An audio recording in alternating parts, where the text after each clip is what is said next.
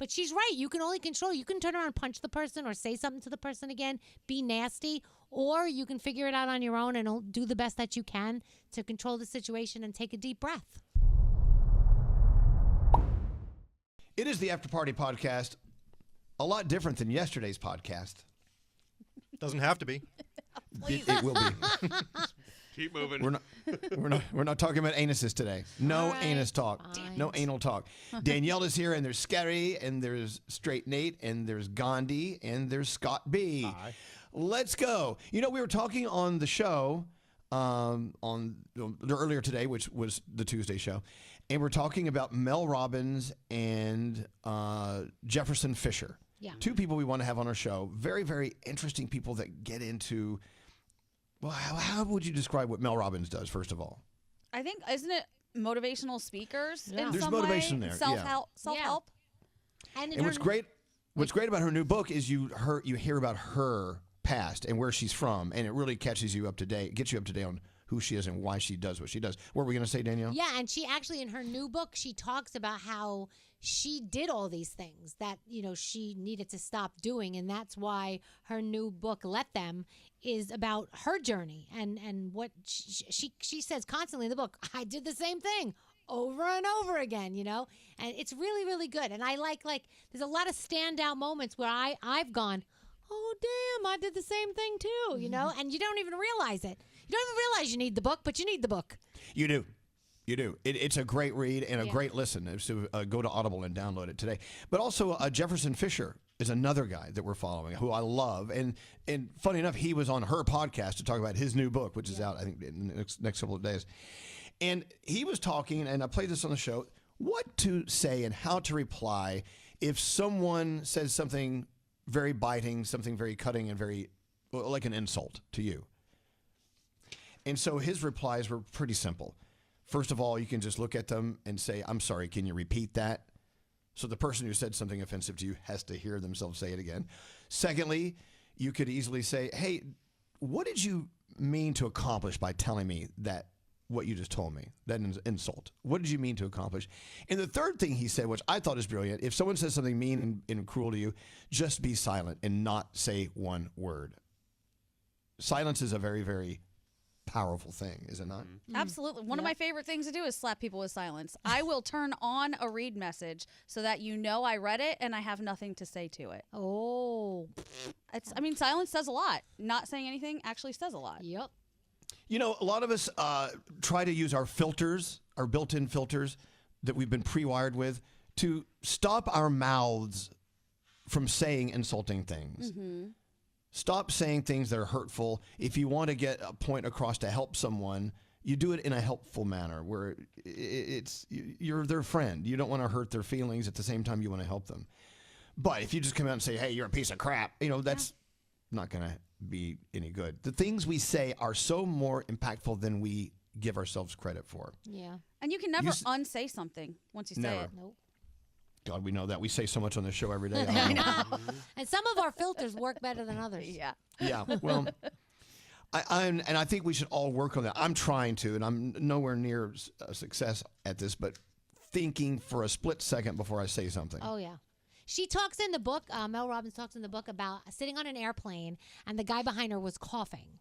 And she actually, was thinking, I have so much going on. I'm going to get sick, and this is so rude, and blah, blah. And she turned around and she said to him, hey, do you mind covering your mouth? And he kind of nodded and then proceeded not to. So she's like, well, what do I do next? And then she talks about how only she can control what she does next. Very good point. We are in control of how we handle things and what we say next, right? Yeah. And then she said, so what did she do? She put her scarf over her face and she put her headphones on and she kind of, just did her thing. And then at the end of the day, she went on her way.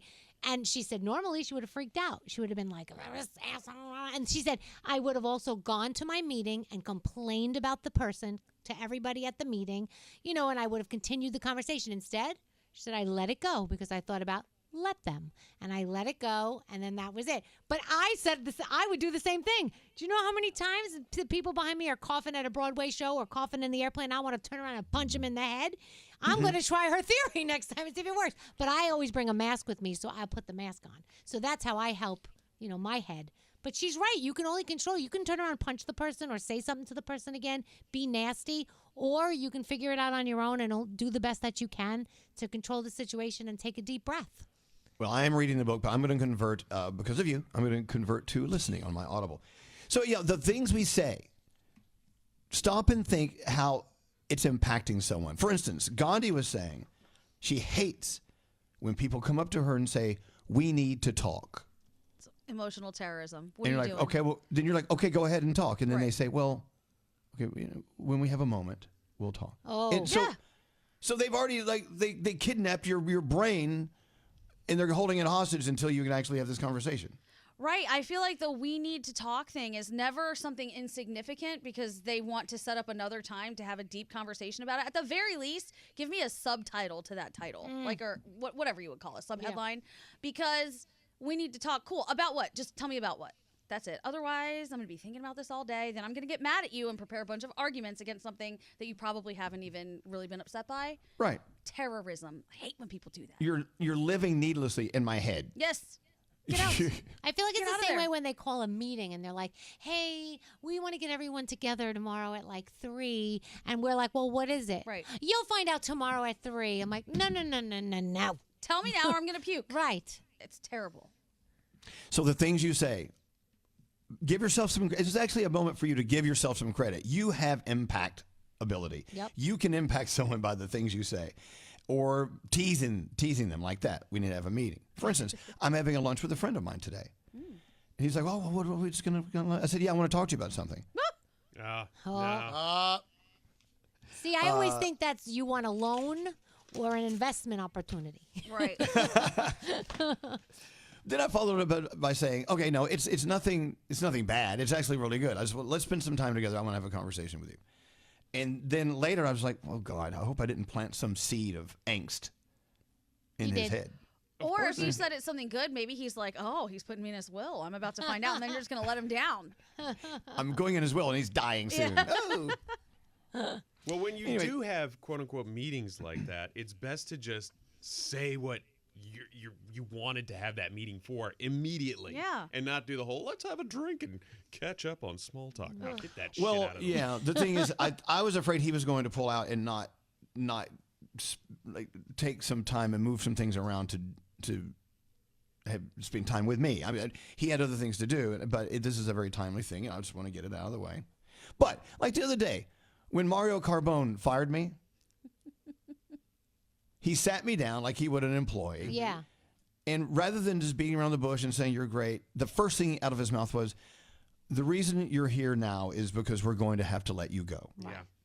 And he Start didn't really with the fire headline. you. He showed you how he fires people. Well, yeah, he didn't fire me, but you Right. know what I'm saying. Right. I hope we know that, right? Mario Carbone is not running iHeart yet.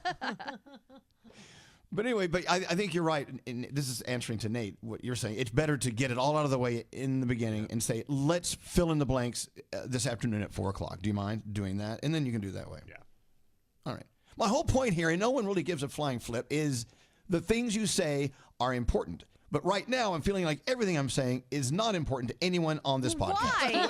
Why are you feeling that way? Because no one's playing along with me. No one's volleying back. Oh, you wanted us to do that? No, so here's the thing. I think, especially in situations like this, I don't want to step on other people, so I wait a second for someone else to say something. But it is impactful. The things that we say do make a huge difference. I have really tried in my lifetime to stop saying things that are hurtful to people, at least on purpose, because you can never unsay them. And I remember very clearly things people have said to me that I'll think about my whole life. And I don't ever want to be that person for somebody else. Me too. I'm just being silent, so everyone has plenty of room to talk. Silence is golden. I always remember remember the kids in the back of the bus going to elementary school calling me the fat kid, and I'll never forget it my entire life. Yeah.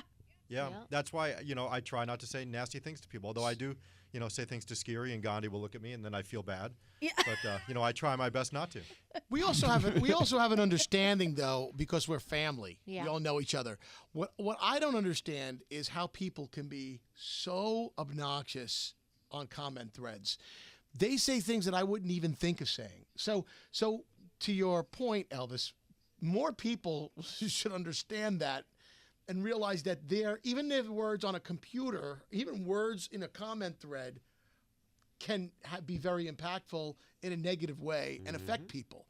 And that's why I refrain from all the negativity and getting involved in endless, that's cyberbullying. Cyberbullying loops, conversations. Yeah. But yesterday I saw the best. So on Instagram, this woman, somebody said a nasty thing to her. So you know what she did? She said, "Oh, okay, all your nasty comments. Let me show everybody what you look like," because they were making fun of what she looked like. She posted all these people's comments, stupid comments, and then their picture. I was like, these people should shut the fuck up. They cannot say a word. I'm like, what is this one? This one guy was like, really? He said the nastiest thing to this woman. But if you're going to do that, then I'm glad somebody out there is calling you out on it and posting what you said and your picture. I think it's primitive. It's ridiculous. It's barbaric. It's ridiculous. I don't like it. I can't stand comment threads like that. Nope. That's just me personally, but... There's a whole page dedicated to people crapping on celebrities, and then someone takes the person who said that comment and puts their picture there. Good. Yes. There's always some creep that you're like, please, I know you're living in a basement with sticky socks. Like, I don't need this. 100%. Oh, wait a minute. What's wrong with living in a basement with sticky socks? Yeah, nothing at all. Okay, uses thanks. socks? Seriously, who uses a sock? Oh God! No! Really? Okay, done next. now? We're done. Okay. We're done. Have a beautiful day. Thanks for showing up for the podcast.